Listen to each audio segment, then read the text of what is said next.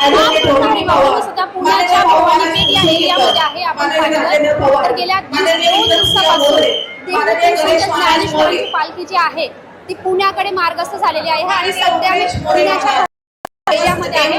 आपण पाहिलं तर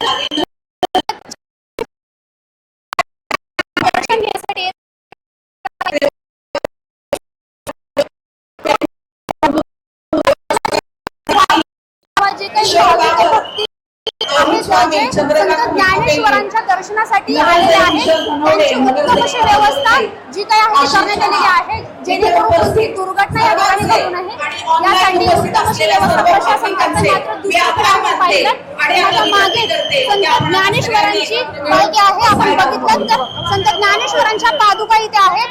आपण बघतोय की जे भाविक आहेत ते अत्यंत मनोभावे या संत ज्ञानेश्वरांच्या पादुकांचं दर्शन घेत आहेत. तर दुसरीकडे आपण बघितलं तर मुरलीधर मोहोळ देखील इथे येऊन गेलेले आहेत आणि काहीच वेळात देवेंद्रजी फडणवीस सुद्धा इथे येणार आहेत. त्यामुळे जोरदार अशी तयारी जी आहे ती प्रशासनाने केलेली आहे. मुरलीधर मोहोळ थोड्याच वेळात येऊन गेलेले आहेत आणि आता काही वेळानंतर सीएम जे आहेत ते पुण्याकडे येणार आहेत. त्यामुळे अत्यंत अलौकिक जो सोहळा आहे तो पुणेकर अनुभवत आहेत. 25 जुलैला आषाढी एकादशी आहे आणि त्या आषाढी एकादशी दिवशी विठ्ठलाचं दर्शन घेण्यासाठी ह्या पालख्या पंढरपूरकडे रवाना होत आहेत. त्यामुळे नक्कीच हा प्रत्येक क्षण आपण एलएस मराठीवर अनुभवत राहू. कॅमेरा पण दिनेशसह मी कोमल पाटील, पुणे.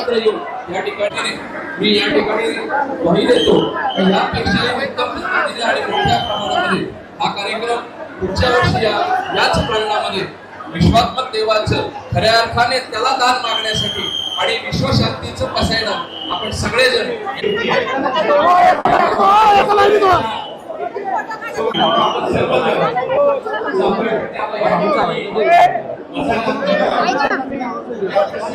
ऐका ना 1 मिनिट मला फक्त